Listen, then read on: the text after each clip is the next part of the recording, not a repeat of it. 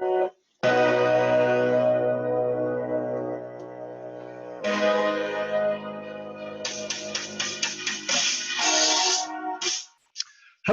and welcome to the Humanergy Leadership Podcast. We're here to talk all things leadership.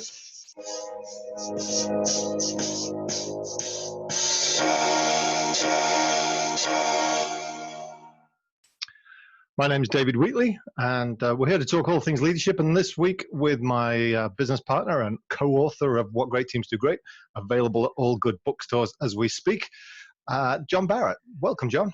Hey, thanks, David. Great to be here. Now, last time we spoke about choice, which was in episode 6, we've just decided, we actually got people to try and mentally draw out a picture. And on the vertical continuum, we looked at what our focus of care was, going from being focused purely on self to being focused on the greater good, which included self.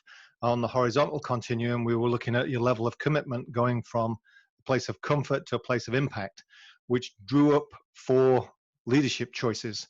And we had the chance to talk through those, and we're going to expand. We kind of teased the 8 choices last time, but I just want to recap the 4 real quickly. So if we had those 2 continuums, do you want to guide us through those 4 choices?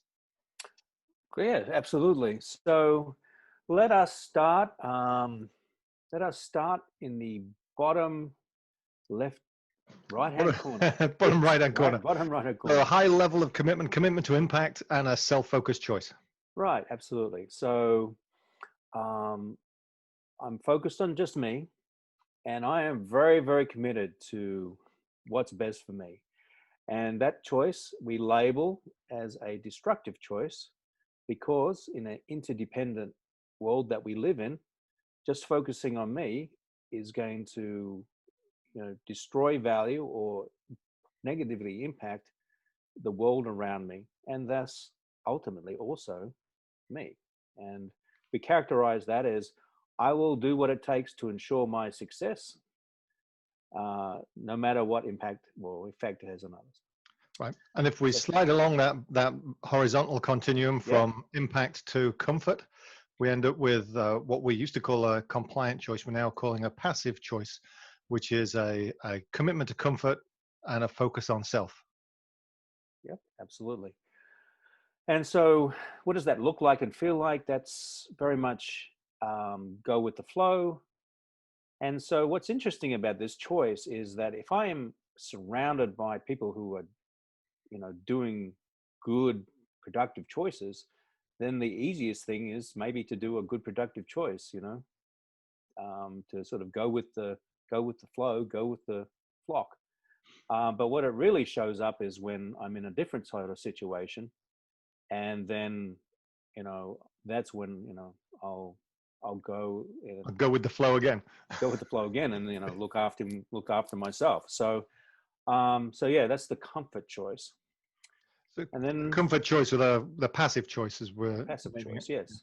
And you already teased the productive choice, which is if we stay in that commitment to comfort, but now we start to understand the greater good and how we play in along with our stakeholders to that greater good, then we end up with a productive leadership choice.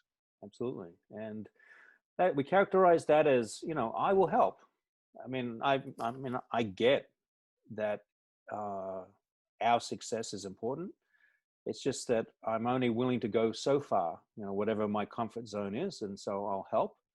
But if the going gets tough, then maybe I won't help as much, or I'll stop at a certain point when stop where it's comfortable. Yeah, to some degree. Exactly. So, because those who stick their neck out a bit more, those who are willing to make a commitment to a greater level of impact, that would be along the horizontal continuum to the right. So we end up in the top right-hand corner with a transformative leadership choice, a high level of commitment to impact, and a greater good focus. Absolutely. And so I'll ensure that we are successful. And then so that ensure captures the commitment, the we captures the greater good. And we call it transformative because it is the choice that has the greatest probability of transforming, changing, delivering, if you like, a greater good for us. So now we've played with that for the best part of 20 years as four Hmm. quadrants on a chart. We've called it the four choices, and we've said, hey, leadership is about the choices that you make and the influence and impact it has on other people Yep. given those choices. But we've always had this sense that there was another dimension, that there was something else. And when it came to action, there were times when we thought people were making transformative choices, but it didn't quite come off right. And so in the new book, What Great Teams Do Great, we were able to identify this third dimension. So now, as we joked last time, we're going to create a three-dimensional picture in 2 dimensions on an audio format. So I'm not going to get overcomplicated about what it looks like. If people want a copy of the chart, send me an email, david@humanergy.com, and we'll send you a picture of it to make it Absolutely. clear if you haven't followed along. But basically, it takes each quadrant, each of those 4 quadrants, and breaks it into 2 based on what we're calling the people dimension. Do you want to talk a little about the people dimension? Sure. So we call it the people dimension. Other people might recognize the term emotional intelligence. It essentially is, in the simplest form, how well do I understand myself and how well do I understand other people? And why that is important is that understanding self ensures that my intentions are pure. As human beings, we're very good at self deception, believing our own press. And, we also, we have emotions. We can get fearful, we can get angry, etc. And so by being aware of self, that allows me to be, if you like, more honest about what type of choice I'm making. Mhm. But then understanding others is also critical because other people are different. And so what I think, or what would be a greater good choice or a behavior that I think is going to be helpful or is going to move us forward, other people may not interpret it in the same way. So if I understand self and I understand others, then that will inform the choice that I make, and it elevates the probability that I'm going to have the impact that I really want to have. So we plug this into the 4 choices we've already described. We see each one done either with or without emotional intelligence, Yep. with or without this people dimension, which then creates 4 pairs, if you like. Hmm. So and if we walk them through again, and we start in our bottom right hand corner. So if you remember, bottom right hand corner was a high level to commitment to impact and a self-focused choice, what we call the destructive leadership choice. But now we've got a pair there because we can make that choice with or without emotional intelligence. Help us understand the other side of that. Yeah. So we take a destructive choice, and if we have low emotional intelligence, then it's going to be destructive. It doesn't serve the greater good, and the way we go about it is going to be clumsy and self-defeating and just cause trouble for us and for other people. But if we have high emotional intelligence, then we're wise, smart about people, but we're still self-serving, and so that is a manipulative choice because we are manipulating the situation, manipulating other people for our own benefit. Which could get kind of technical there, because if I'm manipulating other people in a really smart way, it can look like I've got their interests at heart, but I'm coming from a place of, no, this is simply about me.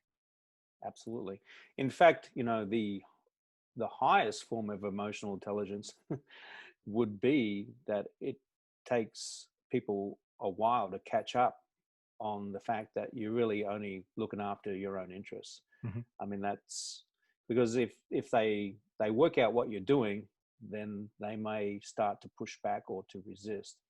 But the longer you keep them feeling like they're on the bus with you, the more it serves your interests, and the more the other people are being set up or used, I guess, to be very blunt. So if we go around in the same order as we went Mhm. before, and we go to the bottom left-hand corner now, what we were calling our passive leadership choice, which was a low level of commitment, commitment to comfort, and still that self-focused choice. Yeah. And now we've got what we're calling a submissive choice as well. Yeah. So when we have low emotional intelligence, low understanding of people, then we'll just be passive. Whether that works or not, I mean, it's just neutral, and we're just not responding or not engaging. However, if we have a good read of other people, then then we get some insight into how we can make it most easy for us in relating to them. And so that ends up being we're submissive.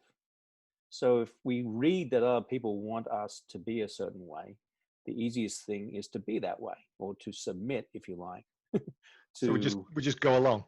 we go along. But we're smart about how we go along, because we can read what going along means for other people. Right.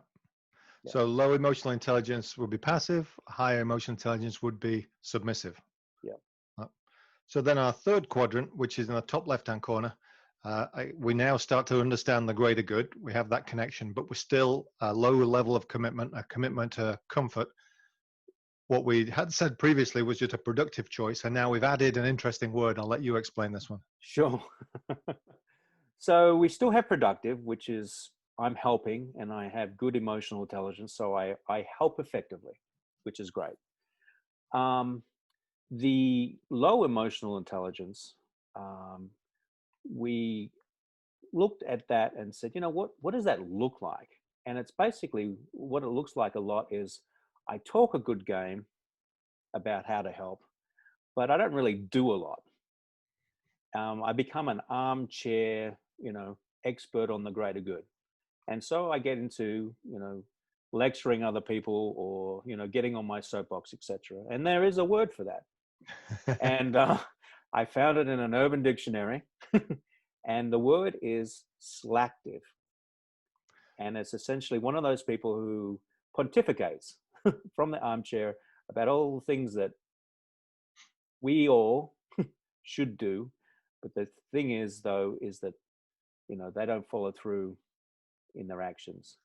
And I know when you brought that word to the table, I was listening to a podcast that was about the Slacktivist podcast show or something, and it was really people talking about all the issues of the day, but only talking about them. Exactly. And so they were telling everybody what they should be doing, but they were not really doing anything about it. And so it was very easy to tie into that and say, yep, I can see where people would be productive versus slacktive in that way, that as you said, help versus just lecture and then not actually follow through. Yeah. So the giveaway there is the words should and could, and and the use of the word we, which really means not me, but you, you all. And so our last pairing is in the top right-hand quadrant, where we have a high level of commitment, that commitment to impact, and still that greater good focus, where we were calling it transformative choices. And transformative remains at the top there if we have emotional intelligence.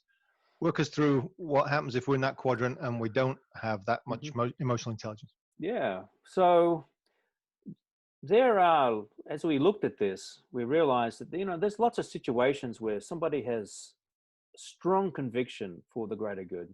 They really want to make the world a better place. They have a strong motivation and desire to impact. And as you said, right, low emotional intelligence, so low understanding of people.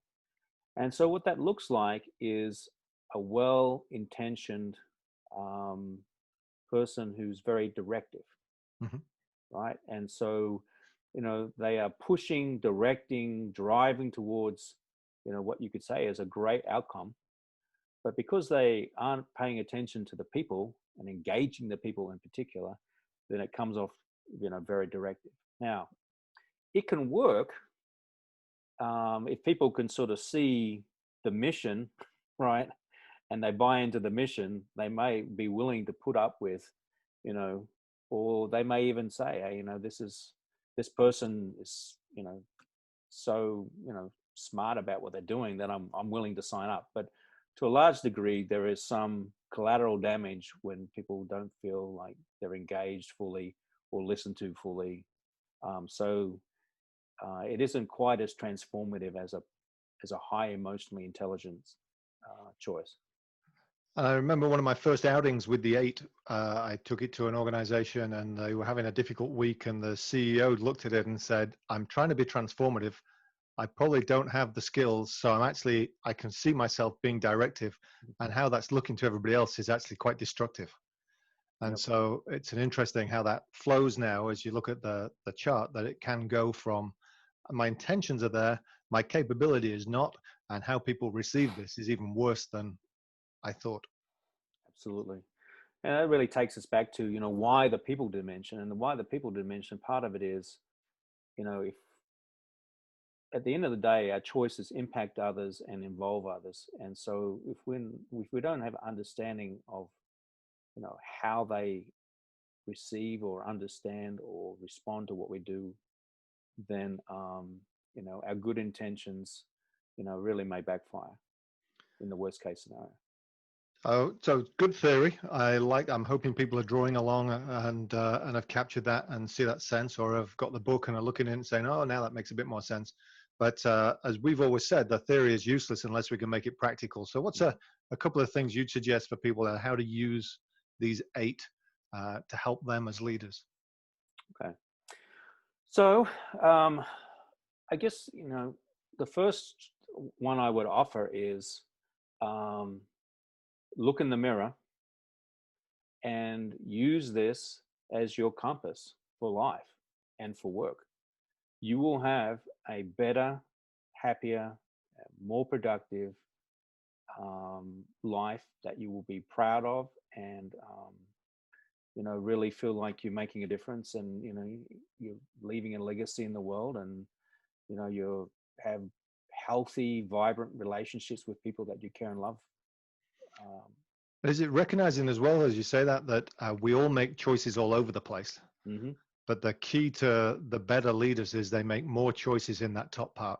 They make more choices in the productive and transformative edge than most. And so recognizing we're all human, we all trip up, we all fall in the different spots, but then also recognizing that we can go back to that top right-hand quadrant and dig ourselves out of any hole over time. Absolutely. And so, when we work with people, whether it's individually in coaching or in a training session, by sharing this framework with people, then it equips people to be aware of the choices that they're making. Because it turns out that a lot of times we're on autopilot. And sometimes our autopilot, our default, is good, and sometimes it's not so good. And so just having the awareness and just being conscious of or intentful of the choices that we make, and then having a frame for the three big questions, right?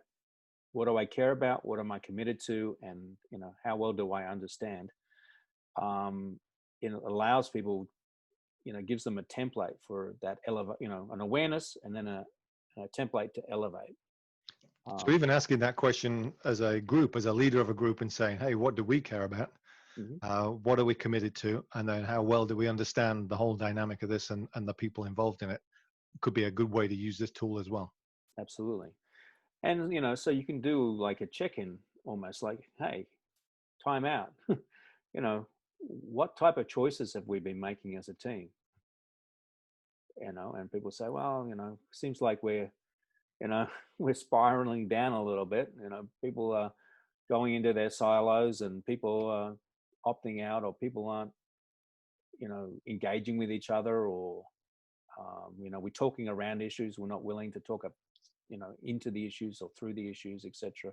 So we can sort of recognize that, and then we can say, okay, so let's now reset and make a commitment to each other, right? To make more productive and transformative choices. Yeah. And a good question there is, what would it look like if we were to make more productive and transformative choices? What kind of choices would there be? How would you describe them? What would it look like for you if we were all operating this way, which then sets a blueprint for performance, if you like? Absolutely. Yeah. And I think that's like you said, Dave, that's an awesome question, because, again, it's not about looking back, because we can't change that, right? The choices back have already been made. It's about focus forward, and we get this picture that gets people excited, and they're very practical things. And so we have, your question of, what does it look like? And then sometimes a second question, which is, and what will it take? Mm-hmm. And then the great thing is that once we get back onto the right path, as we call it, the green path, but if we get back onto that right path, then we get a virtuous cycle going, meaning good choices, create good choices, Right. and they build on each other, and suddenly we're feeling that energy and enthusiasm again. And we could certainly do with a few more good choices, making a few more good choices in the world. So this is more about the times that we're in than anything else. But absolutely, yes. well, That's thank you, John. Oh, my pleasure. Thank you. I appreciate you joining us again. If you haven't checked out the book, What Great Teams Do Great, then we've taken a look at it at episode 2, episode 6, and now I believe this will be episode 10, so you can get a sense of it. We're also going to be having a book club, a virtual book club through August 2020, if people want to join us and ask any further questions that they've got. And the book is available from all good bookshops. So that's What Great Teams Do Great. Thank you, John, for joining us. This has been the Humanergy Leadership Podcast. I'm David Wheatley. Thank you to Brian Spencer for the music at the intro. Please share your feedback and suggestions of who you'd like to hear from, or the kind of themes you'd like to hear. I can be contacted at humanergy.com. Like and subscribe, and we'll see you next time. In the meantime, stay healthy. Thank you.